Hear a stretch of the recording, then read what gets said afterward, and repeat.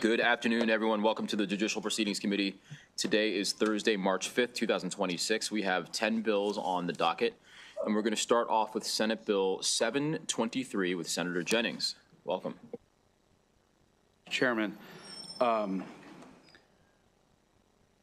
the record, Senator J.B. Jennings for Senate Bill 723.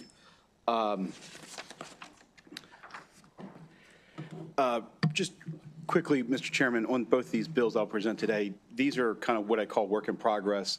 I've worked with kind of the title insurance industry with these, and what I've found since dropping these bills, I've had the industries come to me, and I've realized that I don't think they're for prime time, so we'll kind of work this session in the interim to kind of work on them.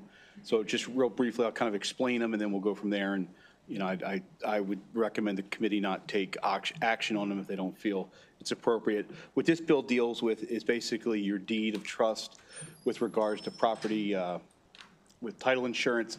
Most of us get title insurance when we get a deed or we buy a piece of property, and I ask each of you, do you know where your title insurance is? Most people don't. This came from a constituent case I had where we had to deal with it. They didn't know where their title insurance was. They couldn't find it. This was from years ago. And wound up being a court case and dealing with actually legislation down here. And the thought was, why not just put your title insurance actually on your deed because it's been recorded in the courthouse? Simple concept, great idea, but what we found is not everybody gets title insurance. Sometimes numbers change. So that was the simple idea behind this, is just to have your title insurance actually on the actual deed of trust that's recorded in the courthouse. That way, future down the road, if you ever need it, you can go look it up, because most people don't actually keep their title insurance, in their files. So that was the idea behind this bill. So with that, Mr. Chairman, again, I don't think it's ready for prime time. I'll work it out during the interim. Excellent. Thank you very much, Senator. Questions from the committee? Seeing none. Are we going to? All right, hey. That'll conclude the hearing for Senate Bill 723, and we'll now move on to Senate Bill 788. 788 deals with actually who records deed. Usually it's an attorney. By law, it's an attorney. Unless you are the seller or the purchaser of the property, you can record it yourself. Most of the time in these law firms, it's somebody in the law firm that actually does it, and they just have an attorney stamp it. And, some of these title companies have said, hey, look, we have professionals here that can do it. Why do we have to have an attorney on file, to do it? That's what this bill kind of does. Again, working during an interim on this. So again, I'll ask the committee to hold it, and we'll look at it over the interim. So with that, excellent. Thank you very much, Senator. Senator West has a question. Actually, not a question, just a suggestion. I see that on the first of your two bills, the real property section of the State Bar Association filed an opposition. I would recommend that during the interim you work with them. Get in touch with the head of the real property section and say, I'd like to work with you on the bills for next year. Thank you. I will. And since you'll be retired, maybe you could help me with that. I probably could. There we go. And since I do have time, sir, left, if you want, I can explain blockchain if you like. Yeah. Down. Senator Watson, he's just here. He's just here right on time. He'll put it in layman's terms. Right on time. I'll make it. Right on time. You'll give me the technical. All right. With that, that'll conclude the hearing with Senate Bill 788. We'll now move on to Senator Watson with Senate Bill 758.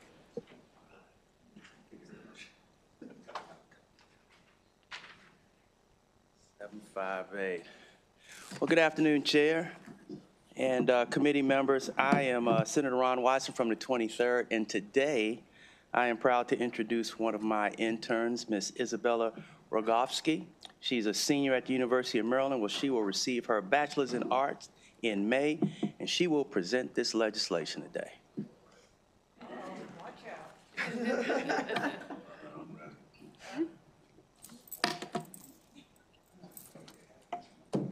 Good afternoon, Chair Smith and members of the committee. Good afternoon, Chair Smith and members of the committee. For the record, my name is Isabella Rogovsky, and I'm an intern for Senator Watson, who represents my legislative district 23. I'm here today to ask for a favorable report of Senate Bill 758, Common Ownership Communities, Candidate or Proposition Signs Display Period. Senate Bill 758 is a simple bill. It will change the provisions that restrict the display of candidate or proposition signs authorized by common ownership communities, which includes HOAs, cooperative housing corporations, and condominiums.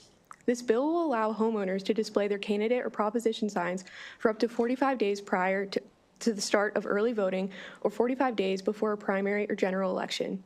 This is an emergency bill because it must be enacted immediately in order to take effect for this year's upcoming elections. This bill is important because it ensures homeowners' freedom of expression. This legislative body should encourage constituents to engage in political activity, and this bill does that. Senator Watson introduced this bill last session, and it is our hope that it will succeed in passing this year. This is the second year that the House has passed this legislation unanimously and is currently awaiting this committee's approval. This bill has no state or local fiscal impact, and I ask for this committee's favorable report on Senate Bill 758. Thank you.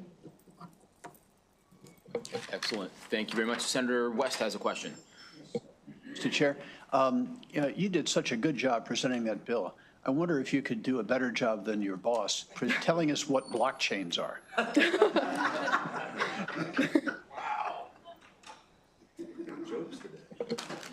Shots fired. All right. All right. Seeing no further questions, thank you very much. Right. And with that, that'll conclude the hearing for Senate Bill 7. Wait, You signed up? oh, Teresa. Yep. Come on up. Good afternoon, Mr. Chairman, members of the committee. For the record, my name is Teresa Healy Conway, and I want to make it very clear I'm here today testifying as an individual citizen and not for my employer. I asked the senator to put this bill in so that I can display a candidate yard sign in my yard where I live in an HOA community here in Annapolis. Many of you know me. I'm very opinionated. I like to share my opinion with my neighbors. And last year, we ran into an issue where I had to fight with my board about what the current law says. Or currently, it says that they can't stop me from putting up my sign within 30 days prior to the election. We want to clarify that it's before early voting. So I asked Senator to put in the bill, it's going to clarify it's 45 days before early voting that my HOA cannot prohibit me from putting up my candidate sign, and I asked for a favorable report, and it has already passed the House unanimously.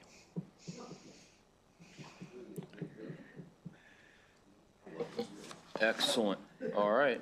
Seeing no further questions, thank you very much. Thank you. All right. Good to see you. All right. With that, that'll conclude the hearing for Senate Bill 758. We'll now move on to Senate Bill 760.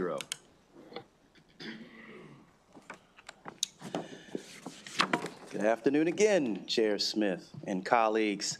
Ron Watson, representing the 23rd Legislative District and proud sponsor of Senate Bill 760.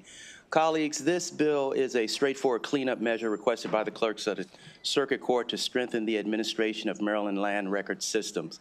While technical in nature, the legislation addresses practical issues that directly impact the clarity, accessibility, and reliability of real property documents throughout our state.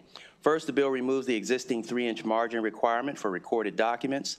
In practice, title companies attempting to comply with this rigid requirement have been forced to shrink documents to fit within the margins, often resulting in documents that are nearly unreadable because the font size becomes too small. That outcome undermines the purpose of recordation. Land records exist to provide transparency and certainty in property transactions, and they must be clear and legible to serve that function. Eliminating this outdated requirement will correct the problem without affecting the legal validity or proper recordation of any document. Secondly, Senate Bill 760 reinstates the tracking of changes and corrections to land record instruments, a function that was inadvertently removed in prior legislation. Accurate title searches depend upon a complete and transparent history of every amendment and correction made to real property instrument. Restoring this tracking mechanism ensures those changes remain properly documented and traceable, reinforcing the integrity of our land record system. The bill does not create new burdens. It simply corrects technical oversight and restores necessary functionality to ensure precision, accountability, and public confidence. There is no fiscal impact, and I respectfully request a favorable report on Senate Bill 760. Thank you, Mr. Chairman. And I'd like to pass it over to our clerk of the court, the Mahasan Amin.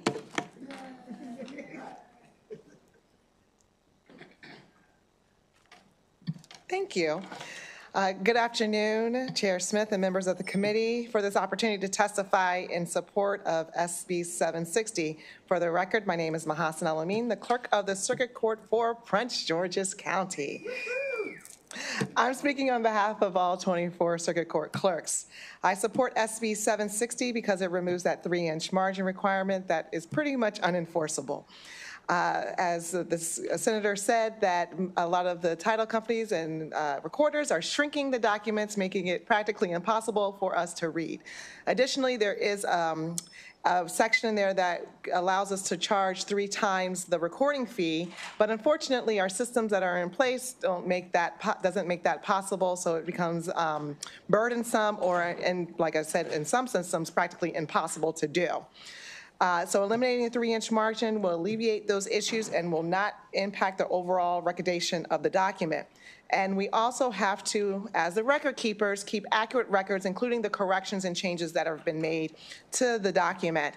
And so in order for that to happen, we have to put that back into the law that was inadvertently removed in the action of the law last year. So I asked for a favorable report on SB 760, and I would like to thank Senators Watson and West for sponsoring the bill. If you have any questions, I am here to answer them. Thank you very much. Likewise. Do you know the history and exactly why the 3-inch margin was even in law? We put the 3-inch margin because we were unable to put the stamp on the document because all of they go to pretty much the corners of the document. So some offices, like myself, we just decided that we would just use another page to put the stamp on or put it at the top. That's the solution. Yes, so we found a solution. Excellent. Further questions from the committee? Seeing none, thank you both very much. Thank you. Coach told you, simple. Yeah, there you, I like it. I like it. I'm a woman of my promises. Thank you.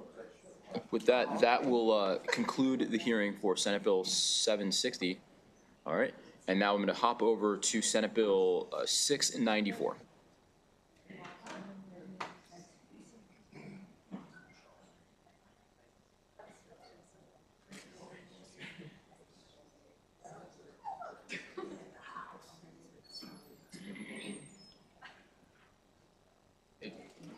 How are you?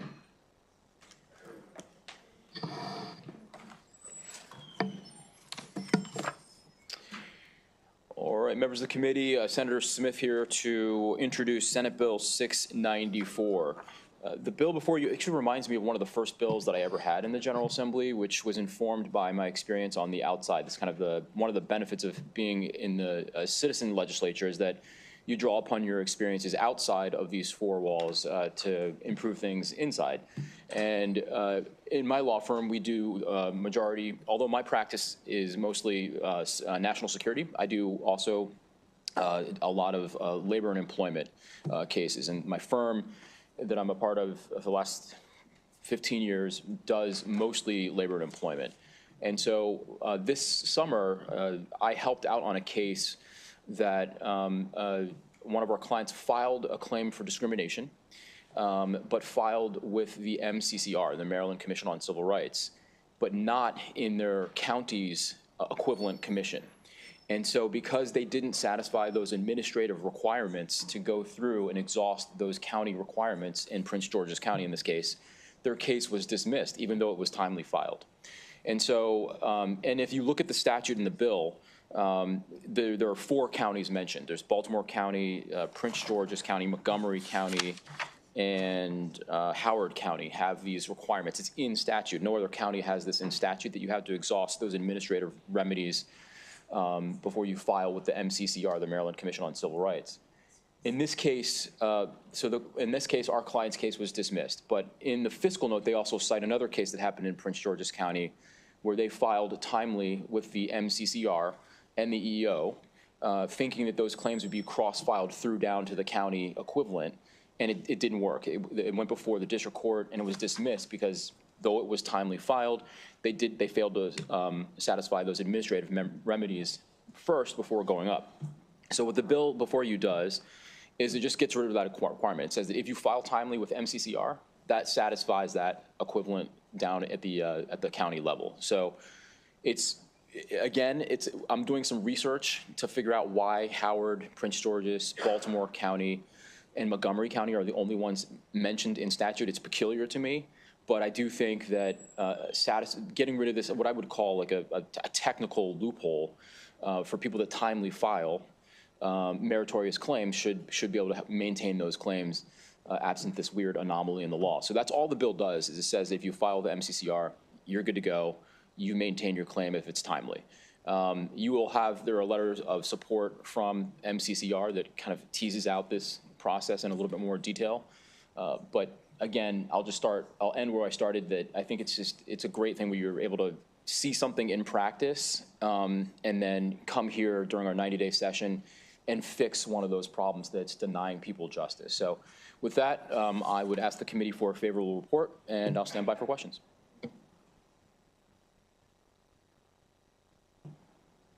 Crickets. There are no questions. Thank you. There you go. Thank you very much. That ends the bill hearing for Senate Bill 694. There you go. Thanks, Sergeant. Next week is going to be 71 degrees outside. I'm going to bring in my barbecue pit and all that stuff. Can we do the barbecue and have session outside? Yeah, tropical short weather. Let's do it. You got my vote. 71 or 75? That's 2 days.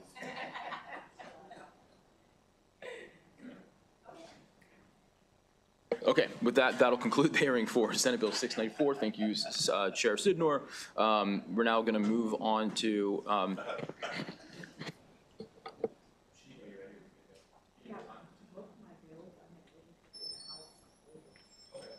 sounds like they'll be speedy here.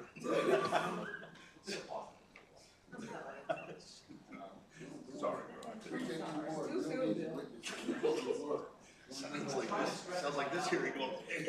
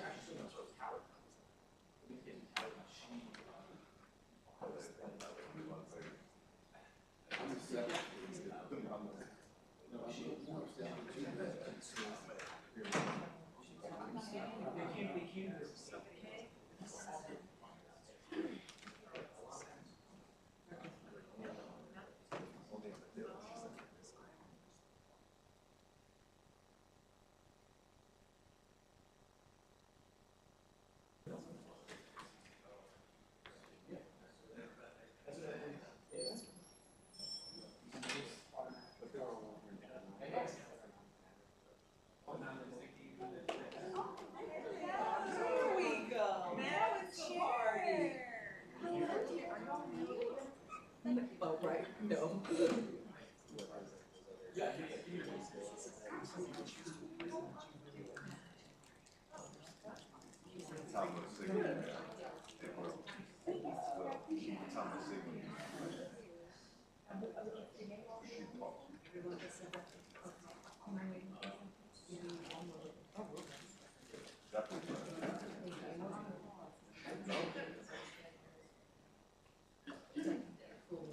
all right, we're now, hey, Tiny. All right, we're now going to move on to Senate Bill 725. Vice Chair Walsh-Reiger. Thank you, Mr. Chair. The House has engaged in a discussion that we're about to engage in, which is some of us have legislative districts where now the federal government is purchasing facilities or renting facilities or bringing in detention facilities that folks don't want in their community. This is actually the opposite issue. A year ago today, actually, the federal government, the GSA, published a list of 100 federal properties that they want to dispose of in a big kind of federal fire sale. 83 of those properties are here in the state of Maryland. They are primarily in Prince George's County and Montgomery County. As we've seen with the federal property at 1600 Pennsylvania Avenue, sometimes this administration does not always go through all the bureaucratic niceties when it comes to the property that is in their possession. And we want to make sure as a state that values our federal presence and the employment that it provides, that if they are going to dispose of property here in Maryland, that they do so according to their own laws. And so this bill does two things. Federal land, when it is sold, is still deeded like private property and like state property would be, and is required to be recorded in SDAT like any other property. So before the deed could be recorded locally in the state of Maryland, both SDAT and the Office of the Attorney General would be required to do an analysis for legal sufficiency. If they found that the property was not legally sold, they then could take legal action as necessary. This doesn't provide for that action. That action is already in law. The second thing it would do, for many of you, you are familiar with McCullough versus Maryland. We cannot tax federal land, obviously, upon its sale, nor would we want to. But this will provide an additional revenue when the subsequent sale occurs to make back the revenue that Maryland lost when we were unable to tax the federal sale.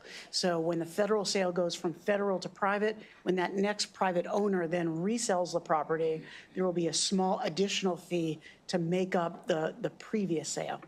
So that's what it does. It's a legal sufficiency bill as well as a make-back bill for the lack of taxation on federal property. With that, Mr.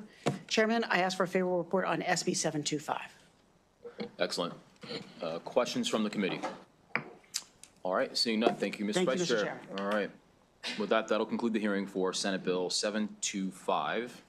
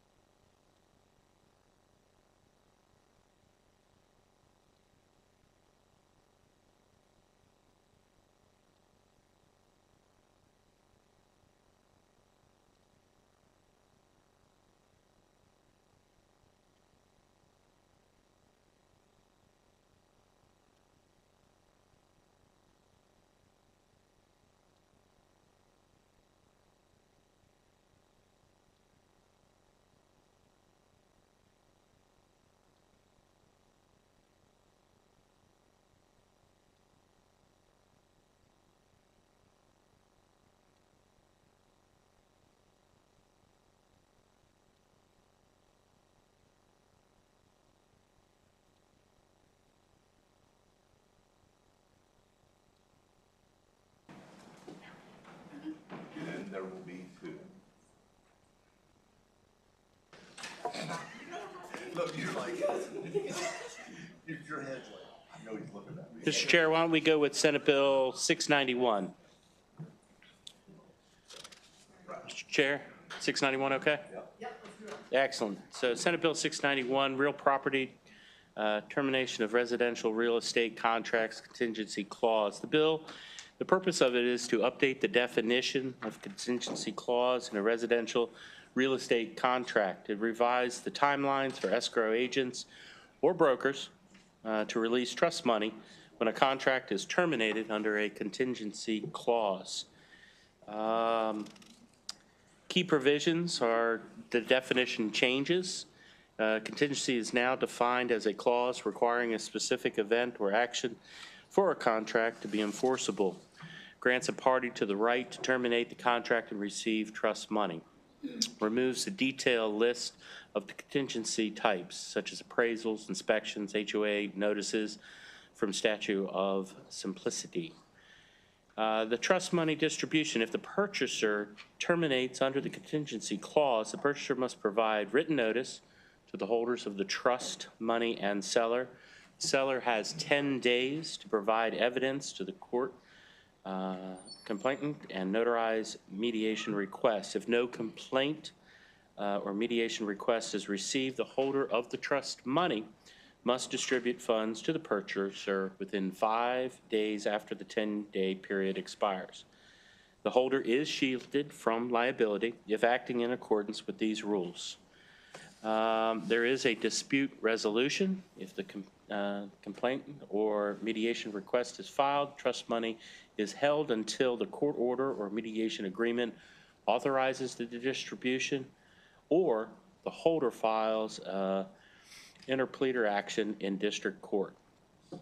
You would say, why does this matter? Consumer protection ensures that purchasers can recover deposits promptly when contingencies are exercised. It will have clarity in the industry, providing clear timelines for escrow agents and brokers, reducing disputes and liability. And it also streamlines the process by removing the over-detailed statutory lists and focusing on core principles. With that, I request a favorable report of Senate Bill 691 and would entertain any questions. Then we'll do that'd be fine. Mr. Bill? Thank you, Mr. Chair, members of the committee. Bill Castelli on behalf of the Maryland Realtors, and we want to thank Senator McKay for introducing the legislation. And I'll just quickly highlight the reasons why the bill 2023, the legislature passed these changes, and it was exactly for the reason that Senator McKay said, is to return some of that escrow money more quickly. What was happening is that the existing law at the time made it very clear that both parties had to sign a release. There were instances where a buyer just exercising a contingency, their legal right under the contract to step out of the contract. Maybe it was because an appraisal didn't appraise appropriately. Maybe it was an inspection where they discovered an issue. But the seller, even after they exercised the contingency, wouldn't sign the release of deposit monies. We had some brokers who held that money literally for years and still were not able to return it to the buyer. So the new process set up a new process. There was some reluctance at that time in 2023 to include financing contingencies. But the new process is working really well, and I think as intended by the legislature. If a seller has a complaint, they feel that a buyer's exercised a contingency incorrectly, then they still have recourse, and that money is not released until the courts, mediation, or an interpleader releases that money. So we think this is a really good update to the law, makes it more uniform because now financing contingencies will be included along with everything else. And there's just one process that everybody has to follow. So for those reasons, we would encourage a favorable report. Thank you so much. Question from Senator Love. Thank you, Mr. Chair. Hi, Bill. Thank you for being here. Sure. Thank you to the sponsor for bringing the bill. Can you tell me why 10803A22, all the examples of contingency are deleted? So and it was for the reason that there was some reluctance in 2023 to include financing contingencies. So they were trying to make it clear that it applied to very specific contingencies within typical real estate contracts. So, and that was one of the items that they had left off. Part of the reason for that was this was going to be a new process. There were sometimes third parties and other timelines that were involved with financing contingencies. But the new process has been working well, so now they have gone back to the overall definition that already exists in code, just to say, look, if you have any kind of contingency in that contract as a buyer, you're exercising it legally, you will now be able to avail yourself of getting that money returned through this process. And again, it still sets out the ability for sellers to contest it if they have a problem. So I don't think it was in my committee, and if it was, I've forgotten, the 2023 now law, then bill that you're talking about. So who were the negotiating sides in that discussion in 2023? I mean, the realtors were supporting it. There was concerns at the time expressed by, I think, title companies. It was a new process for them. I think the fact that they're not here today, I think, is just evidence that it's working.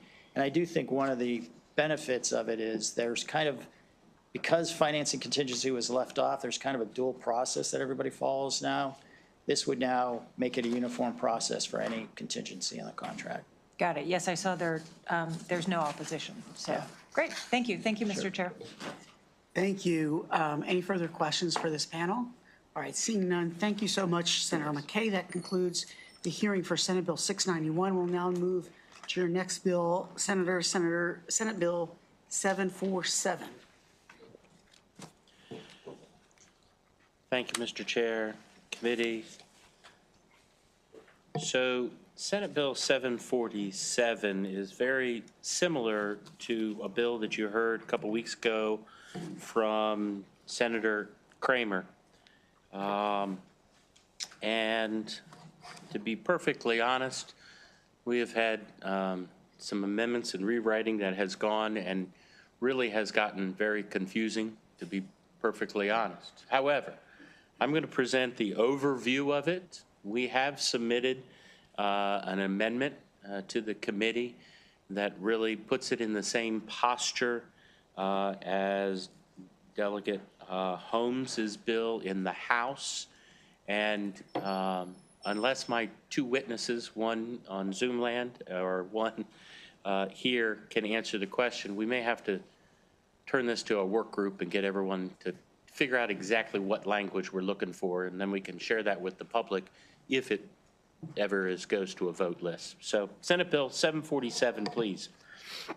Now, the purpose requires condominium unit owners in residential-only condominiums to maintain property insurance policy for their unit. Now, this will only apply to condominiums composed entirely of residential units and does exclude detached units. The mandatory insurance requirements: each owner must maintain condominium unit owner insurance policy and similar property insurance policy. There is minimum coverage requirements. There are additional coverage if the condominium bylaw does require that the amounts exceed these minimums. I would like to turn it over to my expert, and we'll entertain any questions that you may have at a later date.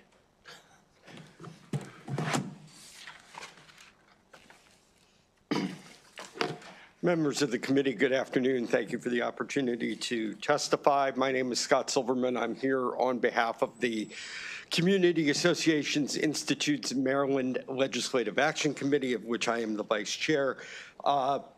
First, thanks to Senator McKay for working with us to try and get this done. He is correct. It is similar to Senator Kramer's bill, but much better, as it will be amended. The reprint that you have in front of you, I believe, is 99% the way we need to go. There were some minor, very, very minor tweaks that I believe were already sent to Senator McKay, were given to Delegate Holmes, and if we can make the two cross-file bills match, we are there. We have taken out any mandatory requirement for forced place coverage. That is out of the bill. All we are requiring is that the amount that can be passed through to the unit owner if a loss covered by the master policy originates in their unit or from a component serving their unit exclusively be raised from $10,000, which is the current law, to $25,000. The reason being that the insurance market has made it virtually impossible for any condominium to maintain a $10,000 deductible and still be able to pay their premiums and or to have their policies renewed at all. Most of the carriers are requesting, or requiring, I should say, that they accept higher deductibles as a condition of renewal. In addition, the insurance premiums have increased for condominiums exorbitantly, and the losses that have been sustained in recent years due to natural disasters and for other reasons have caused loss histories to be impacted substantially. The other thing is that we want the HO6 coverage, the unit owner coverage, as a means. Mr. Silverman, if you could conclude, your time has expired. I'm sorry. If I could just, last sentence, I promise. As a means to finance the obligation that can be passed through to the unit owner so that they're not hit with the very large out-of-pocket cost. Thank you. I see we have a question. We're going to go to Mr. Levin first, and then we'll take questions. Mr. Levin, please unmute yourself, and then you're good to go. There he goes. Okay, can you hear me? We got you. Go ahead. Okay, thank you. My name is Steve Levin, and I've been a condo board president for 12 years of a condo association located in the Quarry Lake community of Baltimore County. And I'm here to testify in favor of Senate Bill 747, but only with major amendments as the senator and Mr. Silverman talked about. So the main, most important part of this bill, in my mind, is to increase the maximum amount that can be charged to the unit owner in case of a issue causes from their unit, increase it from $10,000 to $25,000, and that's in 11-114. And there's some other tweaks in there for the language. And as discussed, people cannot, associations cannot get coverage. Some associations cannot get coverage for whatever reason without $25,000 or higher deductibles.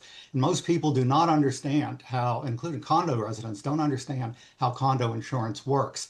And basically what it means is if you overflow your tub on the 4th floor and destroy 4 units below you, all you're responsible for is the deductible of the association's master insurance with a maximum of right now $10,000, which is not sufficient, and we want it to go to 25. So in addition, it's important that the information or the limits, the insurance limits in the bill, other than the $25,000 for loss assessment, be removed, and also that the section on forced place insurance be removed. And my understanding is from the amendment version that I have seen that that is what is in the amendment. And so I'm in favor, strongly in favor of this bill with the amendment that I've seen. And I'll be glad to take questions, and I'll be glad to work with anybody on further language. Thank you. Thank you. Senator Muse and then Senator Love. Thank you very much, and thank you for the bill. Just 2 questions because I really don't know how this works. If you do that, although it may be a minimal, does the cost get passed on to the home or those who own the condos? Thank you for the question, Senator. First of all, the unit owner is already paying a portion of the master policy premium through their assessments. Gotcha. The cost, the relative cost to increase their protection under their HO6 policy from a $10,000 pass through to a $25,000 is approximately $6, anywhere from $6 up to a maximum of $24 per year. Ooh, that's a lot of money. I'm just kidding. So certainly less than getting hit with a $25,000 bill. Correct. Okay, yes. Thank you. Thank you very much. Thank you, Mr. Chair. Thank you, Senator, for bringing the bill. Have you seen the State Farm opposition? Because I think it sounds like the amended bill is going to take care of it, but I just want to make sure. I believe it is, yes. Okay, yes, the amended bill should take care of it, and we have had conversations with the HO6 carriers, and they are on board with increasing the deductible, the coverage, loss assessment coverage, from $10,000 to $25,000 across the board at relatively minimal cost. Great, that's wonderful. Thank you for all that work. Thank you. Great work by all. I just have one. I'm very surprised that. Please, go ahead. Mr. Chair, that this committee didn't ask the most important question. That was Senator Kramer still in the same posture that he would like to see this bill passed as proposed to be amended, and he did say yes. So anyhow, thank you. Thank you. Appreciate it. I don't know about you, but I don't need that on my back.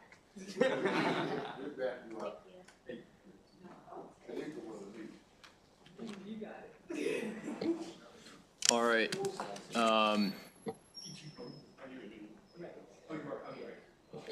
All right, we'll now move on to Senate Bill 729.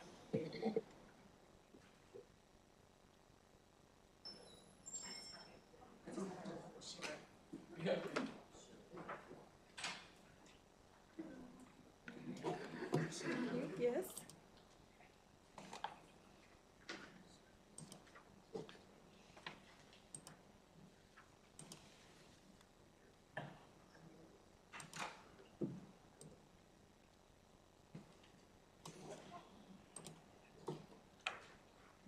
And then you can just hit the arrows when you're ready to. Perfect.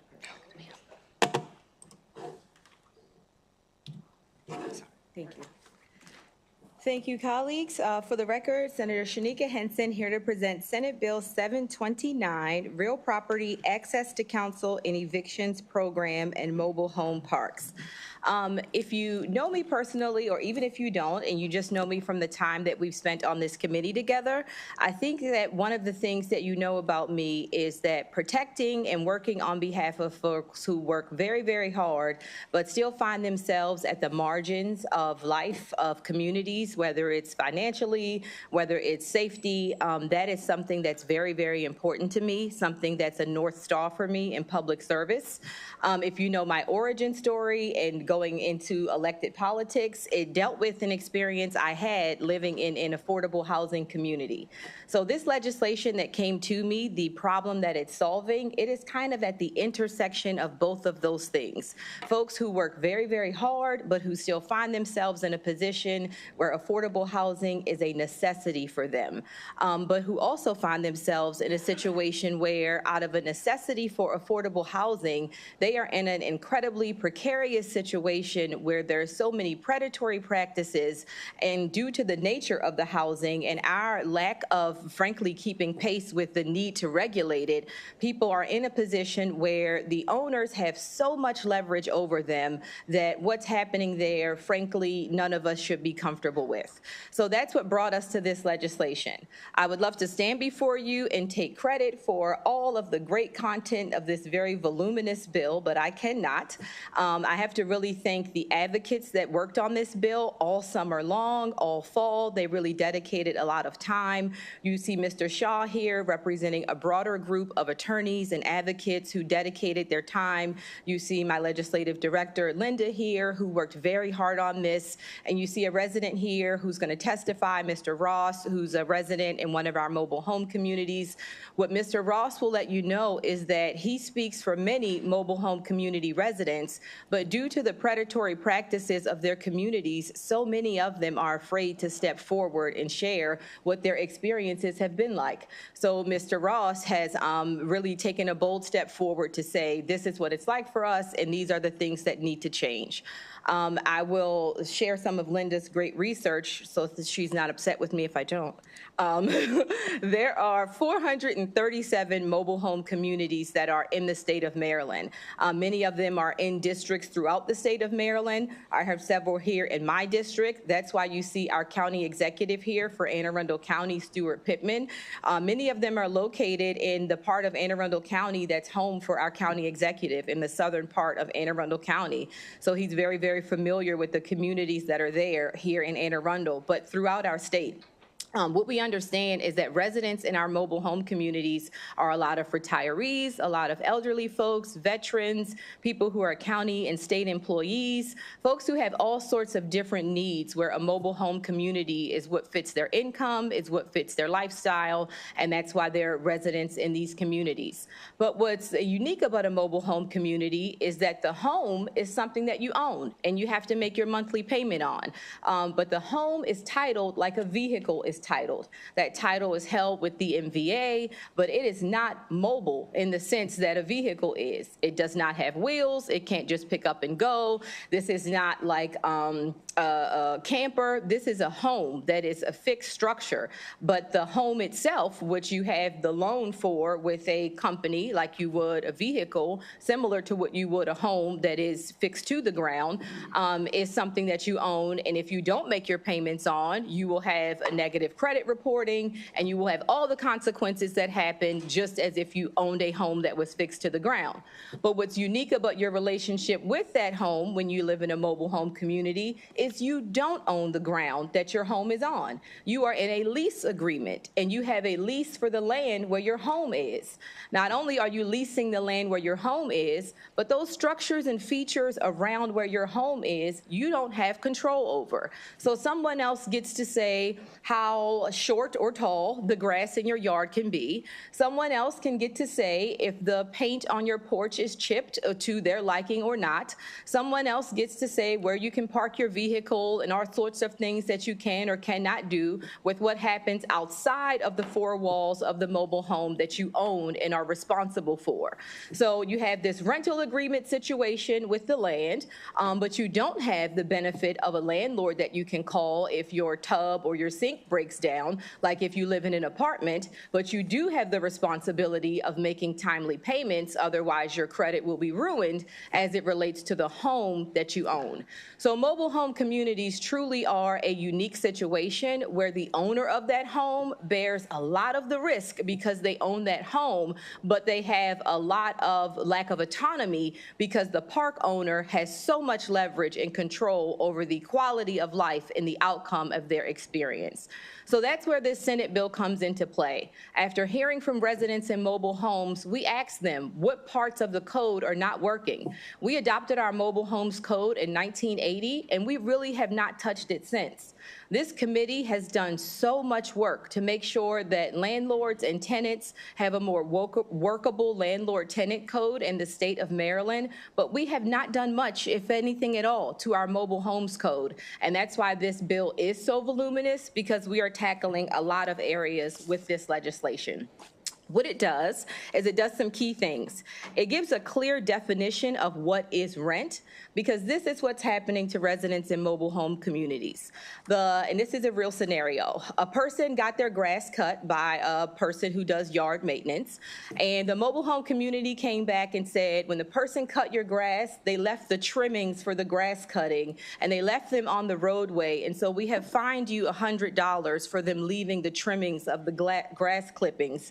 And when the person paid their rent for the lot, the mobile home community deducted $100 from the rent that they paid and said, we are charging you a fee for having to remove the grass clippings. And so since rent is not defined in the code, the mobile home community was able to deduct the fee from the rent they paid on time, and then took this person to court for a failure to pay rent action because they said their rent was not paid on time and in full, because we haven't fully defined the term rent.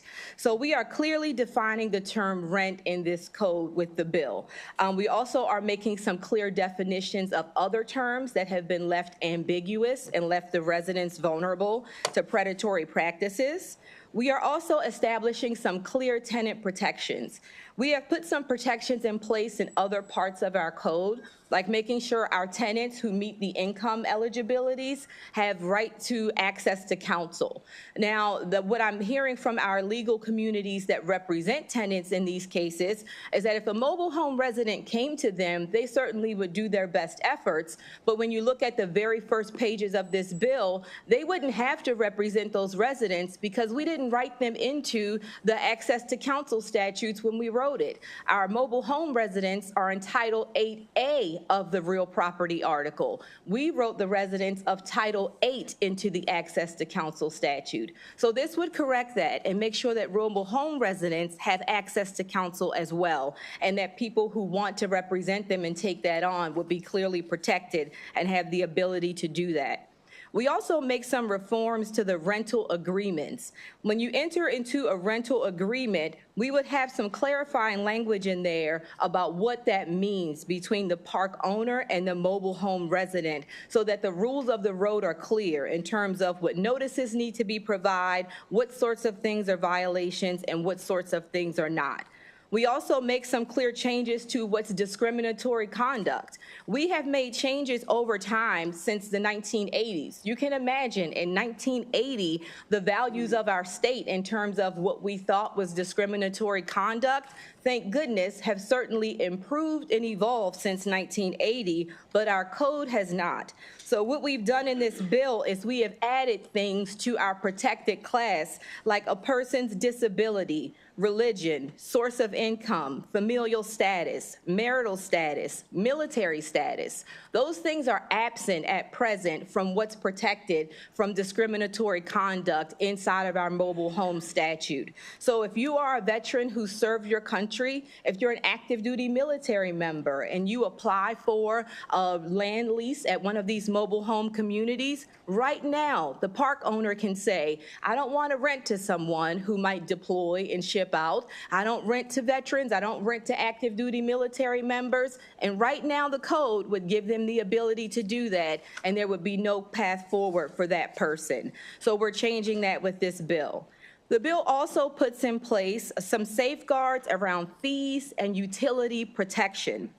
What happens is, with many of these communities, it is the park that maintains the water system, the sewage and wastewater systems. These are all kept insular to the park. For most of them, it is not a public water supply, it's not a public sewer system, but it's the park owner through a well system that maintains the water and the sewer for the residents there. So you can imagine the vulnerable nature of the residents there when their landowner is also their water supplier, also their sewage supplier, because they are at the mercy of the quality of care that they are getting from the park owner. So this puts some minimal standards into our state law to make sure that there are some minimal safeguards there, to make sure that there's minimal information that's being shared there, and to make sure that there's some fee protection there so that there's integrity in the way that the fees are charged and the way that those landowners are distributing those costs.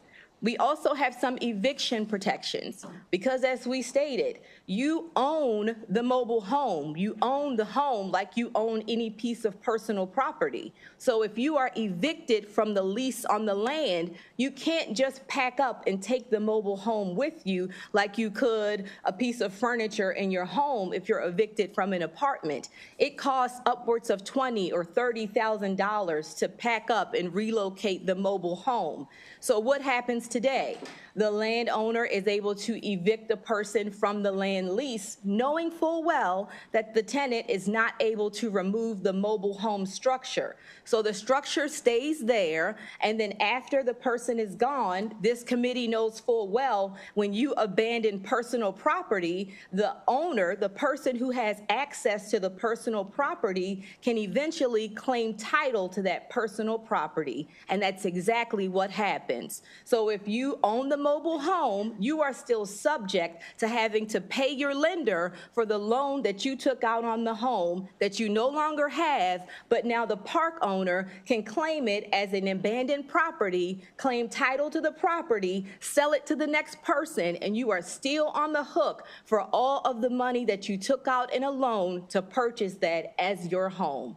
So what we're doing is putting some safeguards in place that if a person is evicted from the lease to the land, that they have some opportunities to reclaim their personal possessions in the property and to also redeem the mobile home so that the park owner doesn't just get the opportunity to claim it as abandoned personal property, because this truly is a unique and special relationship. This is not someone's couch that they left. This is a home, and it should be treated as a home. So that's included in the bill as well. We also have some other due process protections that are in the bill. I want to let you know there is some opposition to the bill, and you'll hear that. And we are open to having conversations with the realtors and with the housing association. And I did have one of them come by the office, and we had a chance to talk. And I do appreciate anytime someone opposes a bill to share those concerns up front so we can get the dialogue going, because I know this committee is very collaborative. And so I'll commit to continue to having those conversations, and where we can work out amendments, to continue to working out those amendments with them.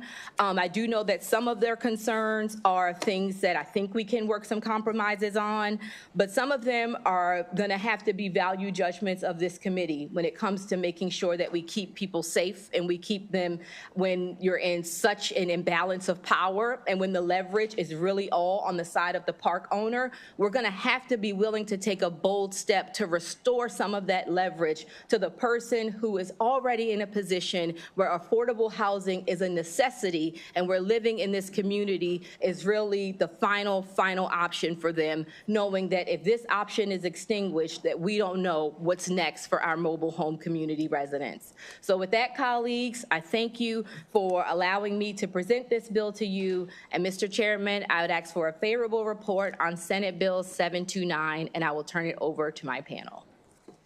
Thank you. In Anne Arundel County, I always say I don't want to speak after Senator Henson, but thank you for allowing me to speak, Chairman Smith and the committee. I'm here because this is really important. There are, just in the southern part of the county, the far south part of the county near Lothian, there are 6 different mobile home parks that have 1,500 residents in them. Their infrastructure is not in great shape.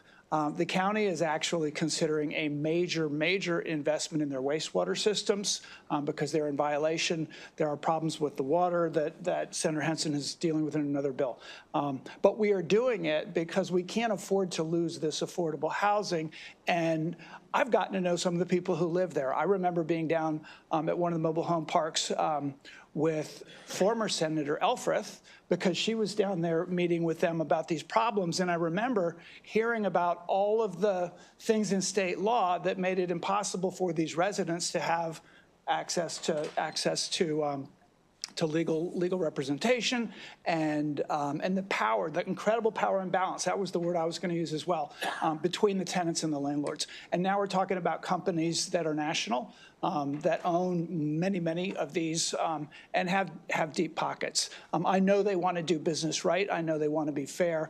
And I have a lot of faith that Senator Henson will work with them to come up with something that makes it possible for them to stay in business, of course, but protects the tenants. I was really pleased that when Senator Henson came in and met with the folks, that we had an attorney who does tenant-landlord law working on this, because it's exactly what was needed.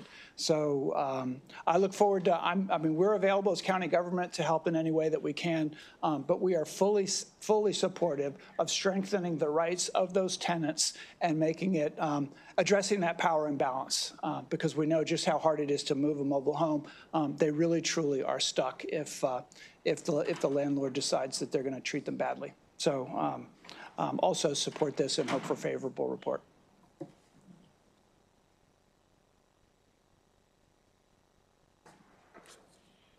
Good afternoon, council members, chair, vice chair. Good to be here. My name is Robin Ross, and I am one of the residents of one of the mobile home parks here. I'm here to represent myself, but also many of the other residents who are afraid to be here today. This has come because I myself have actually had to endure the retaliation. Many times the park owners here, they want to seek continued profits at the expense of us residents. And as a result, if we have to deal with something and then go to them, we end up being intimidated. And oftentimes, once an eviction process starts or you're claimed with rule violations, then that can be false. That sets the stage that you go to month. Once you're in month, you can be evicted for any reason whatsoever. And rest assured, I'm quite certain I will face some retaliation for just being here today. What happened to me in the past cost me $10,000, which eventually to hire an attorney because I wasn't able to get legal aid.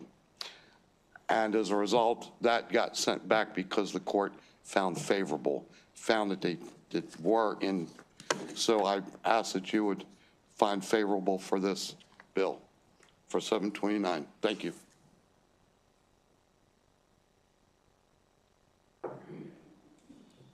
Okay, good afternoon, Chair Smith and members of the committee. Zephyr Shah from Maryland Legal Aid. We urge a favorable report on Senate Bill 729, and I thank Senator Henson for leading what is really a milestone legislative effort to reform a law that hasn't been touched substantively since 1980. What you're hearing is about tenants, but you're also hearing about mobile home owners. It can get a little confusing about what this bill is trying to do. I want to give you an illustrative example about our client in Harford County who fell behind on payments to the park owner because she had a car breakdown causing her to miss work. She did catch up on the rent to the park owner, but by that time she had lost qualified resident status. That's a mechanism that exists under the 1980 enactment that would enable her to, or entitle her to, a renewal of a year-long lease, not going month to month, as Rob mentioned. But the landlord the park owner would not reconsider their decision about loss of qualified resident status. And so they gave her that month-to-month non-renewal notice. They filed a tenant holding over case against her. Our client had a 30-day notice before she was being litigated against.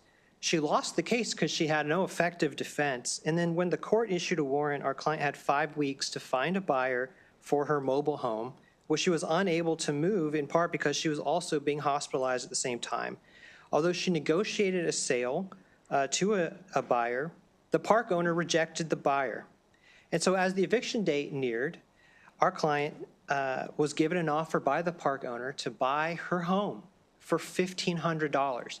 The median value of a mobile home is $90,000. So with next to no bargaining power, she accepted the paltry sum. She lost her home. SB 729 would have protected her in myriad ways, not to mention a 30-day post-eviction period to have either moved or sold that essential asset in her life. So we urge a favorable report on SB 729. Excellent. Thank you very much. All right, we're going to take questions for this panel from the committee. Senator Muse has a question. Thank you very much. Ms. County Executive, I can ask this question of you, and if you can help. You have to come up to the podium real fast. It breaks my heart when I hear these horror stories and how people are being taken advantage of and how there's no mercy in the process because someone is angry. We hear this all the time. We hear this from people in apartment complexes. We hear this all the time.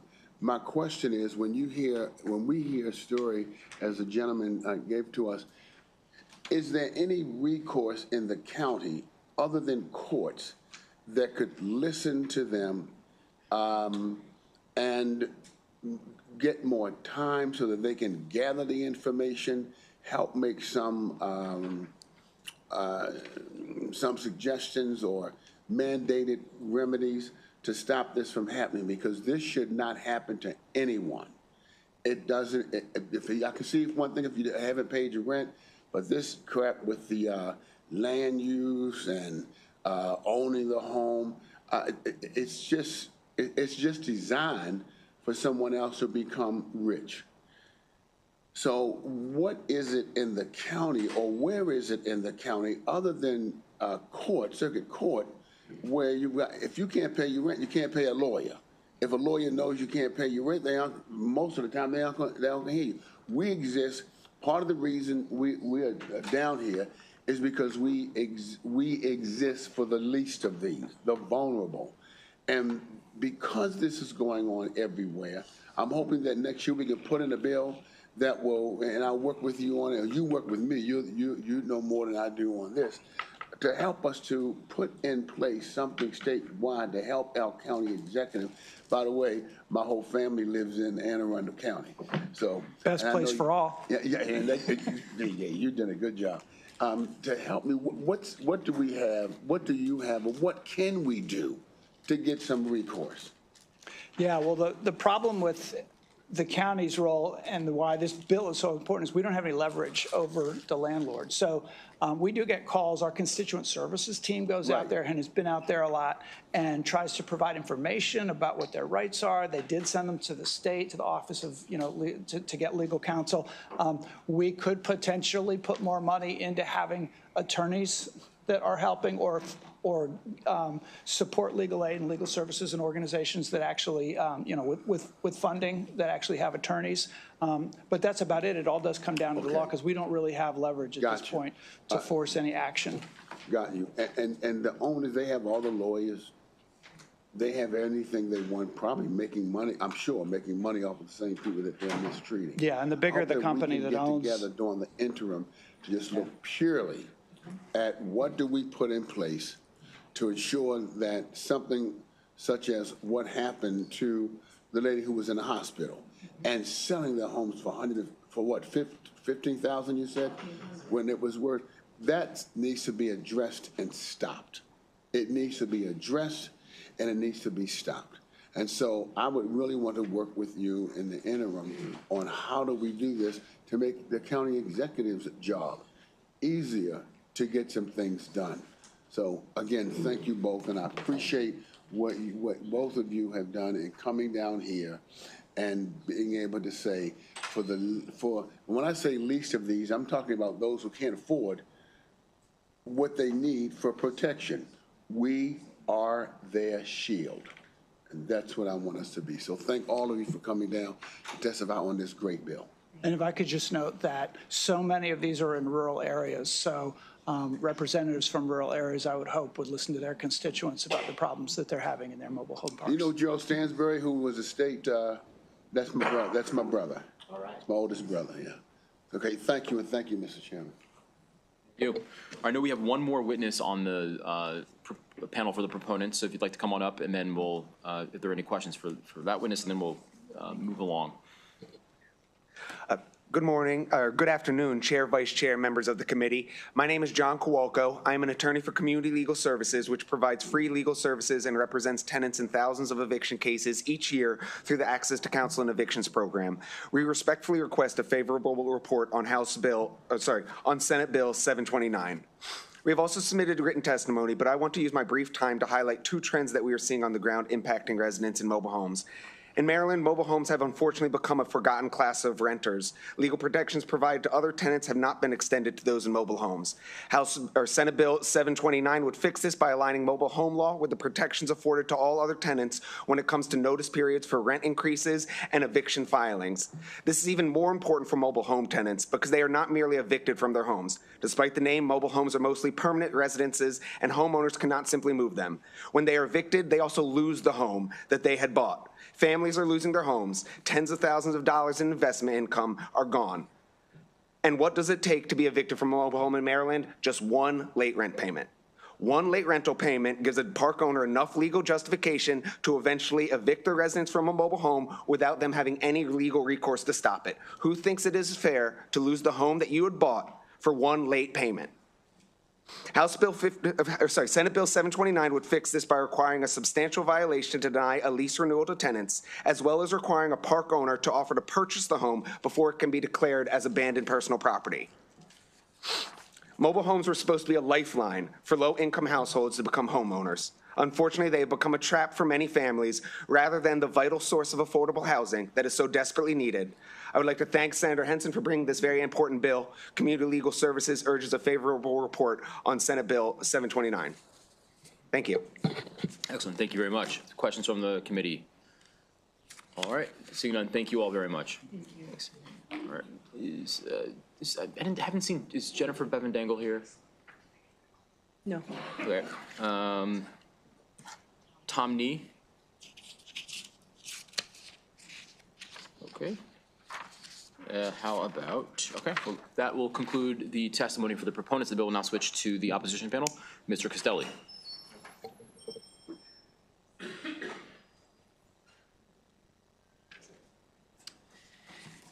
Thank you, Mr. Chair. Members of the committee, Bill Castelli on behalf of Horizon Land Management. And Horizon Land Management does manage a number of parks in Maryland and across the country.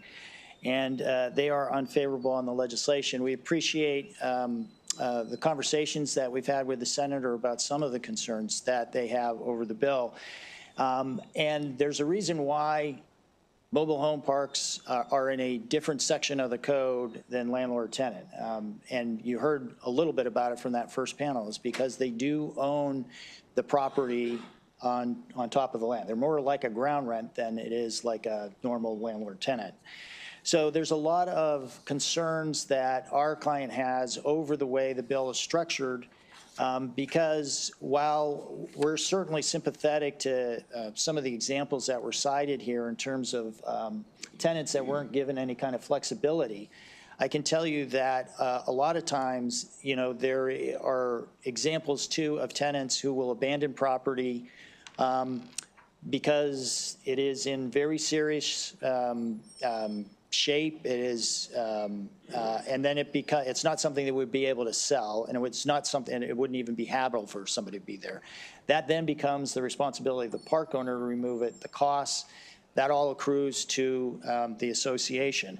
They've got a number of concerns which we've submitted in written comments. I can tell you that they're concerned about some of the restrictions on the price. If there is a big capital investment that they've got to make on the property, you just heard the county executive talk about a water system. That is not uncommon. That, you know, a sewer system or a septic system would be a significant capital improvement that would have to be made. And so if those costs are really restricted in terms of it's hard for that community to function, and it's hard for it to maintain the shape for all the residents there. So we look forward to continuing our conversations and giving some specific examples of places we can try and meet. Thank you, Mr. Chair. So I came in shortly after this bill began, and I missed the sponsor's presentation. I was in another committee presenting my last bill, so a little emotional. But this bill is a very long bill, and my sense is that during the 8 years I've been on this committee, the landlord-tenant law has moved a major distance from where it was 8 years ago. But in this case, the mobile home law has basically stayed fixed. So this is an attempt to catch up for a lot of years in which mobile home law did not move along with the landlord-tenant law, the developments in landlord-tenant law. My sense is that an awful lot of what's in this bill is good and should be, but the devil's always in the details. And the bill is long and contains lots of details. And I'm looking at the opposition by the Multifamily Housing Association, and there are lots of objections there. It strikes me that this bill really ought to be consigned to some backroom working. If we do that, would you be willing to participate in a work group to try to iron out the glitches in this bill and make it ready for prime time? Yeah, I think our client is definitely interested in meeting, talking, and going through some of those details in the legislation. Good. Thank you. All right, further questions from the committee?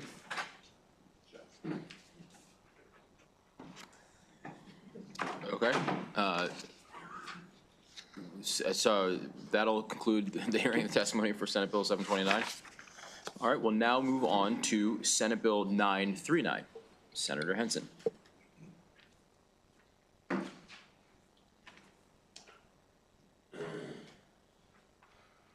Thank you, Mr. Chairman. I think there's a few folks signed up for oral testimony, but I don't know, are you?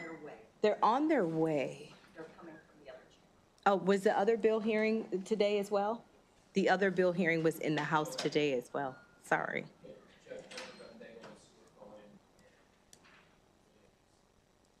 Has the bill hearing wrapped in the House? Yes. Okay. Okay, my apologies.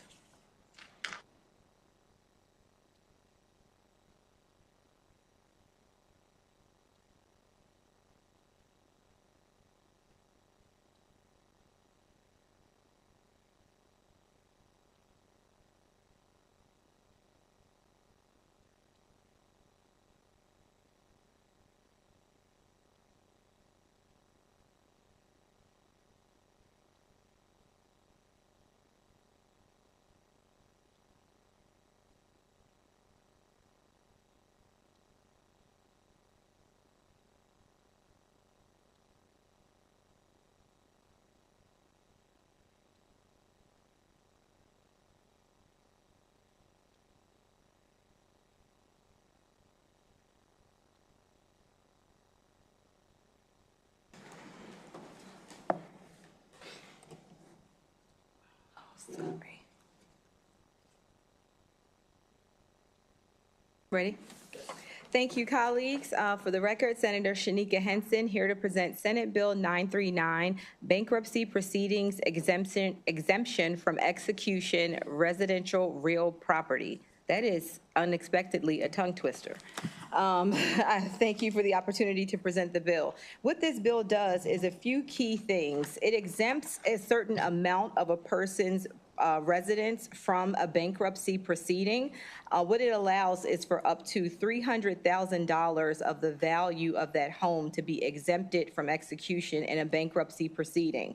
Why that's important is that when a person is going through a bankruptcy proceeding, if the value of the home is exempted at a certain dollar amount, if that dollar amount exceeds the value of the home, then what happens is the sale of that home could not be forced. So what you want to do is to make sure that a person has the ability to hold on to their most important asset, but to still be able to have the protection of bankruptcy if they're in a position where they truly need to restructure their debts and they truly need to find a fresh start forward in life. What's happening is that the value of homes has grown over time. I know that everybody's seen that on their assessments, but what's not happened is our code that takes a look at the value of homes as it relates to bankruptcy, that has not similarly kept pace. So what this bill does is it puts that into our code so that people have the opportunity to have that realized should they find themselves needing to take advantage of the bankruptcy code.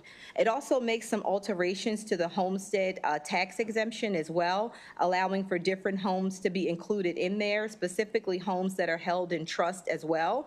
So it is, I say it's a simple bill at risk of that being received cynically because we hear that a lot, but in my opinion, it really is a simple bill. With that, colleagues, I will ask for a favorable report on Senate Bill 939, and I will turn it over to my panel. Thank you. Whoever wants to go first.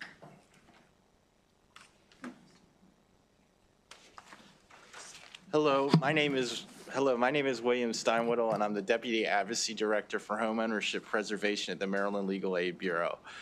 This bill is very close to my heart. It's an issue that's very important to me. I just wanted to clarify, we did submit amendments to basically this exemption applies both if you file bankruptcy and if you don't file bankruptcy. Currently, if you do not file bankruptcy, you get no homestead exemption. Literally zero. None of your home equity is protected from judgment creditors if you do not file a bankruptcy at this point. And if you file a bankruptcy, only $31,575 worth of your equity is protected.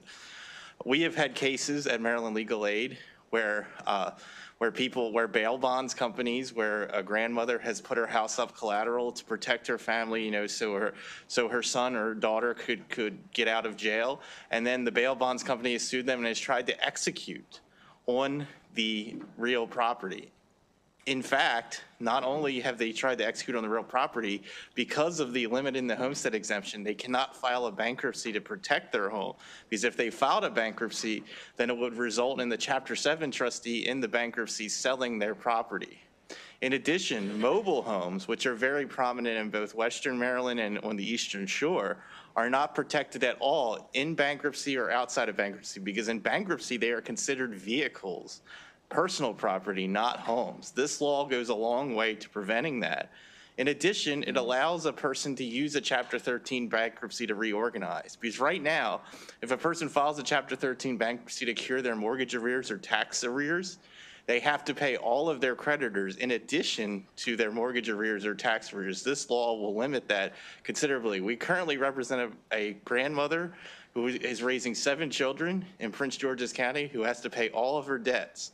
And she is working very hard to do that. This bill will go a long way to making her life a lot easier and her ability to save her home a lot easier. For those reasons, we testify in strong support of Senate Bill 939. Good afternoon, Mr. Chair, members of the committee. My name is Jennifer Bevan-Dangle. I'm the Deputy Director of Economic Action Maryland Fund. We're here in strong support of this bill, which really brings this part of Maryland's code up to the 21st century. As the sponsor already mentioned, home prices have escalated dramatically. The cost of living has escalated dramatically, and yet this number has remained capped at this $37,000 and change. So it really is about modernizing Maryland's code. And it's worth noting that Texas has a $150,000 number. Florida actually has an unlimited number. So Maryland is by far an outlier when it comes to what you can protect of your home assets in these cases. And as many of you know, home equity and home ownership is the most reliable way to build equity for many Maryland families. After someone has paid into their home for decades, to have all of that investment swept away because the protections are simply too low is incredibly unfair. And it destabilizes not only that individual, but their family and the whole community, because we've seen the effect that foreclosures have on our communities and children being uprooted from their schools and families losing their neighborhood and their home. Someone facing bankruptcy shouldn't automatically face homelessness as well, because our number is simply too low and hasn't been updated in too long.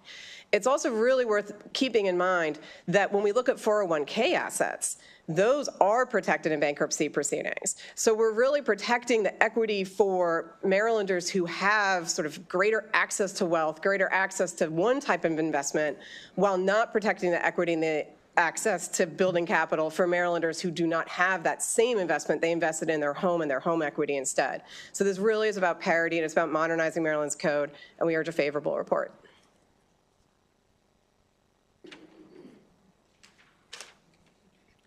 Good afternoon, members and chairman.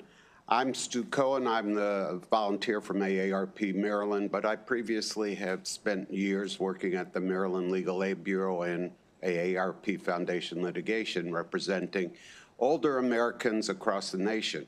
Many of these clients I have represented have been victims of predatory and fraudulent practices. Many of these, and this is why AARP is so concerned about this bill, many of these people have owned their homes and have built equity in their homes because they've lived in their homes for decades. And these are the people who are going to be most impacted in many ways by this bill, because they will be protected, or some of the equity in their homes will be protected if this bill passes. And the other reason that is really important to AARP is that this bill will cover revocable living trusts. Many attorneys, myself included, have encouraged clients to engage in putting their property in revocable living trusts to avoid issues of probate down the road, to make it easier for their family. And this bill will recognize that that's a valuable and important part of home ownership in Maryland now. So I urge, and the AARP strongly urges, the passage of the amended bill so that it will include not just bankruptcy, but other forms of debtors as well. Thank you much for your time, and I urge favorable attention. Senator West. I think she was first. Thank you, Mr. Chair. So I'm a lawyer who, before I became a legislator, did a lot of work for banks, and handled mortgages and deeds of trust and things like that. So I was looking for the opposition, which I found from the Maryland Mortgage Bankers Association, and it's along the lines I expected it to be. So right now, maybe the last gentleman who spoke, who it sounds like you're familiar with this, maybe you could answer this question. I will certainly try. Okay, so the current exemption in Maryland for bankruptcy law is $31,575. Is that correct? And what this bill would do would be to increase it for a married couple to $300,000? Unless they're over 60 years old. In which case it's are a more. veteran or disabled, Right. in which But case it could be. But just for an average married couple, it'd be $300,000. Correct. So when banks make underwriting decisions of how much money they want to extend in terms of a mortgage loan or a deed of trust loan, a loan secured by a deed of trust, they take a look at how much money they can realize from the property in the event that the borrowers default on the loan. Up until this point, the people thinking about, the institution thinking about making a loan would have to say $31,575 could not be recovered, but everything else, all the other equity in the property could be recovered in order to pay off the loan, correct? Yes.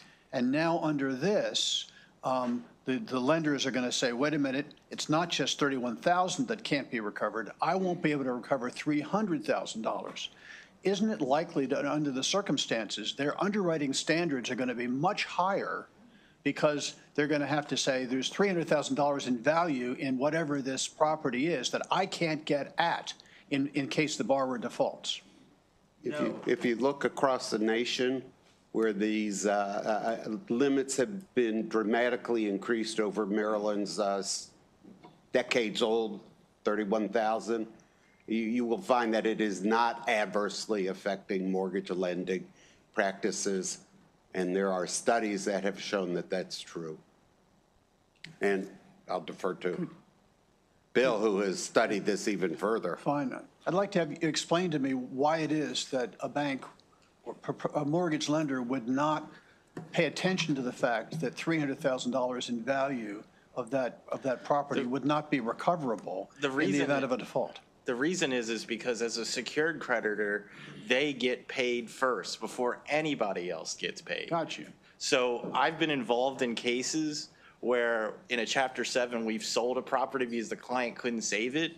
The mortgage company's the first company gets the check for the entire amount that they're owed. You know, if it's, so before they even consider the exemption, they get the entire amount, you know, like $600,000, $800,000, $1 million. They get the whole thing. They are protected because they are a secured creditor. They aren't beholden to the exemption. They have a protection above anything else because they basically have a lien on the property, which means once that property is sold, they get paid before anybody else. In fact, in a foreclosure case, if the property has dropped below, if the property value has dropped below what they're owed, they will be the company that buys the property back because they have to get paid first before anybody else does. All right, well, let me give you a hypothetical. Let's assume that the house is listed for $400,000, and the contract to sale is signed for $400,000, and the prospective purchasers, Mr. and Mrs. Smith, come to a mortgage institution and say, we'd like to borrow 80% of $400,000. So that's $320,000 we want to borrow from the bank.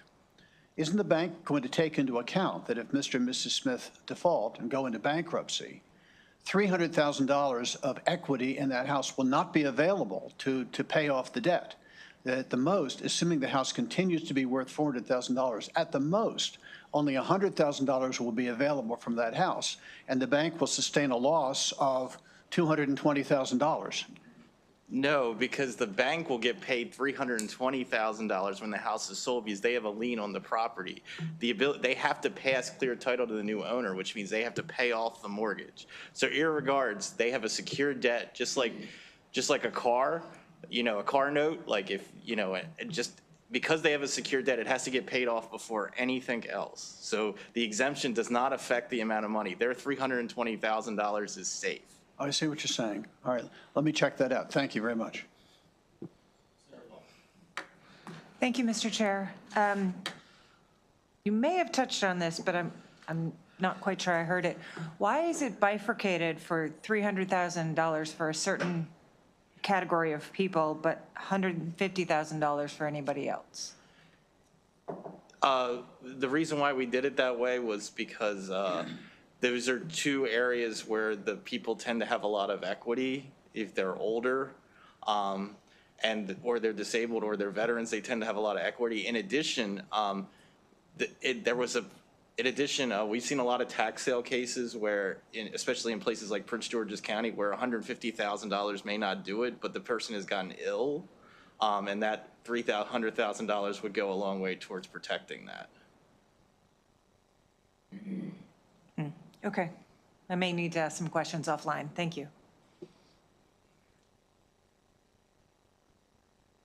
Seeing no further questions, thank you all very much.